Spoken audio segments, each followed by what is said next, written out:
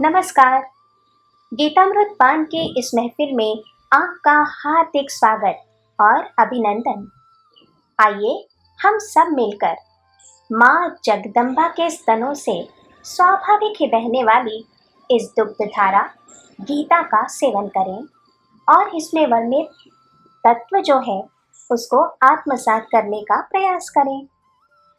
ईश्वर शक्ति ने वैश्विक कार्य करने के लिए गीता का गान किया है और पूर्णता के शिखर पर ले जाने वाला ये ग्रंथ है। इसे गीता क्यों कहा? क्योंकि षड्गुण ऐश्वर्य संपन्न भगवान कृष्ण ने इसे गाया, इसलिए इसका नाम श्रीमद् भागवत गीता है। इसमें धर्म, भक्ति और जीवन सिद्धांत गाए गए हैं। गाया जा सकता है, इसीलिए ही तो इस ग्रंथ को गीता कहते हैं। कुरुक्षेत्र में गीता गाई गई। ये एक पवित्र तीर्थ है, ये तो हम सभी जानते हैं। लेकिन कभी सोचा है कि हमारा शरीर भी एक कुरुक्षेत्र ही है? क्योंकि सुबह आंख खोलते ही हमारी जो कुरु शुरू होती है वो रात को हमारे निद्राधीन होने तक चलती ही रहती है। कुरु का अर्थ है करो। हमारा ये कुरुक्षेत्र जब अकुरु हो जाता है तो वो शूद्र हो जाता है।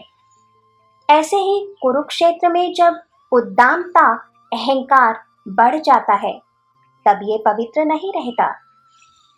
और मन में से हमारी उद्दामता को, हमारे अहंकार को, हमारे आलस्य को निकाल बाहर करने वाली गीता है। गीता हमारे विकारों को कुचल के हमें कार्यप्रवण करती है। आइए हम सब मिलकर इस महान ग्रंथ पर भावपूर्ण हृदय से एक तुलसी दल समर्पित करें। गीता का पहला अध्याय उस परिस्थिति को बताता है जिसमें गीता गाई गई। व्याकुलता में गीता का जन्म हुआ। शोक व्याकुल अर्जुन और स्नेह विभल हुए भगवान कृष्ण, इनके बीच का ये संवाद है। गीता का पहला श्लोक धृतराष्ट्र उवाच से शुरू होता है। धर्मक्षेत्रे कुरुक्षेत्रे समवेतायुयुत्सवः मामकाः पांडवाश्चैव किमकुर्वत संजय। महर्षि वेदव्यास ने इस श्लोक में धृतराष्ट्र की चिंता को व्यक्त किया है। वो संजय से पूछता है, धर्मभूमि कुरुक्षेत्र में युद्ध की इच्छा से एकत्रित कौरव और पांडव क्या कर रहे हैं? इस श्लोक के माध्यम से महर्षि वेदव्यास कुछ संकेत करते हैं। वो ये कि धृतराष्ट्र को ये युद्ध नहीं चाहिए था, क्योंकि युद्ध होने पर उससे बहुत कुछ छूटने वाला था। कौरवों का पराभव होने पर तो राज्य जाता ही, परंतु जीतने पर भी उसे बहुत कुछ गंवाना पड़ता। इसलिए वो चिंताग्रस्त था। देखें तो इस जगह दो पक्ष आमने सामने खड़े थे।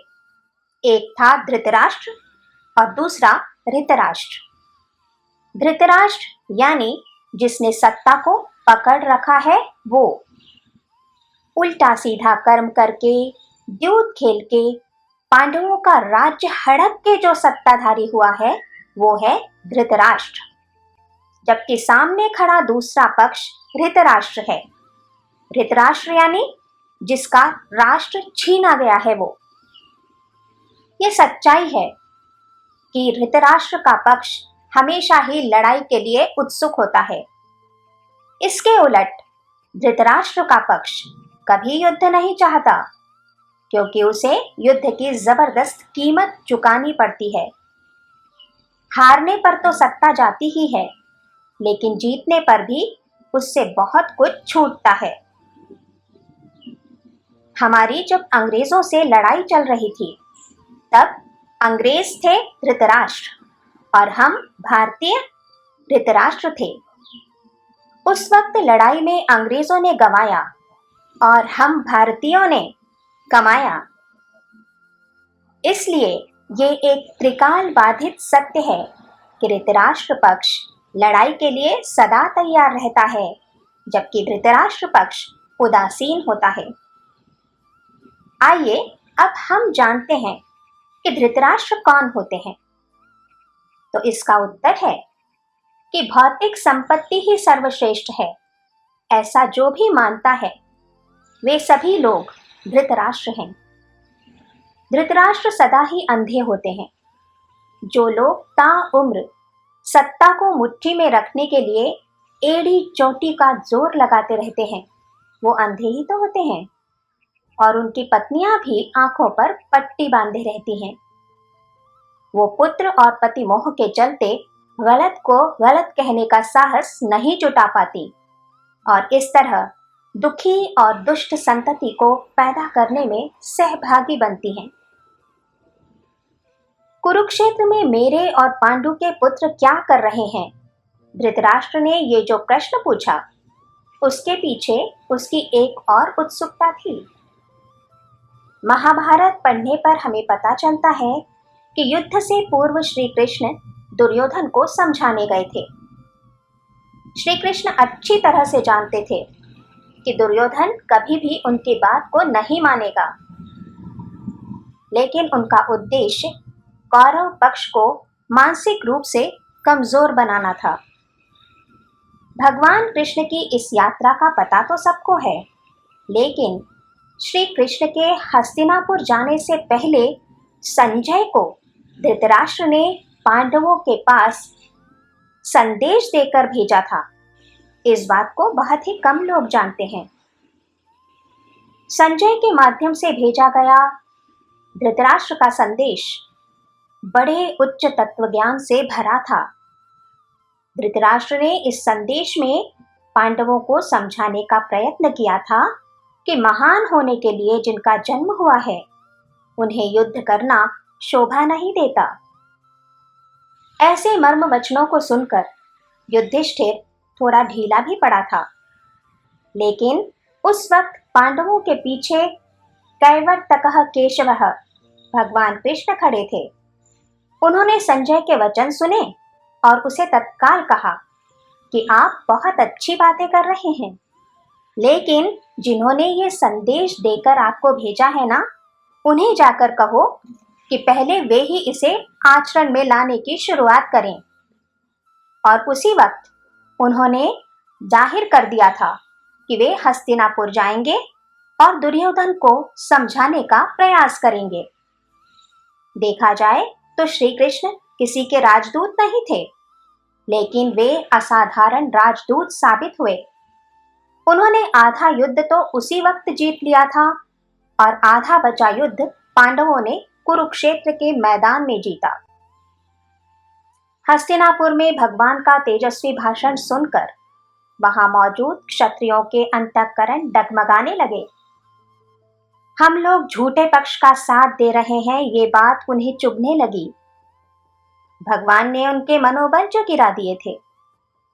इसी तरह संजय के बताई ज्ञान युक्त बातों का परिणाम उस समय बेशक नहीं हुआ, लेकिन धृतराष्ट्र को ये पूरी आशा थी कि कुरुक्षेत्र में आने के बाद इसका प्रभाव पांडवों पर ना हो, ऐसा नहीं हो सकता। इसलिए उसने संजय से ये प्रश्न किया था कि कुरुक्षेत्र में मेरे और पांडु के पुत्र क्या कर रहे हैं। इस प्रश्न के पीछे उसका आशय था कि मेरे संदेश का पांडवों पर कुछ प्रभाव पड़ा हुआ दिखाई दे रहा है क्या। अर्जुन शस्त्र डाल के निढाल होके बैठा, इसके कई कारण हैं जिनकी चर्चा हम आगे करेंगे, लेकिन उनमें धृतराष्ट्र का ये संदेश भी एक बड़ा कारण है। धृतराष्ट्र को यही जानने की इच्छा थी, इसलिए उसने पूछा था, मामकाः पांडवाश्चैव किम कुर्वत संजय। असल में उसे पूछना था कि अर्जुन उतनी ही वीरता से, धैर्य से, मजबूती से खड़ा है क्या। धृतराष्ट्र की इसी चिंता से गीता शुरू होती है। अपनी इसी शुरुआत से युद्ध की स्फूर्तिदायक परिस्थिति गीता समझाती है। आज हम यहाँ विराम लेते हैं। देखा जाए तो गीता का ये पहला अध्याय उस परिस्थिति को समझाता है जिसमें गीता गाई गई। इस अध्याय का शेष भाग हम अगले अंक में सुनेंगे। जय श्री कृष्ण।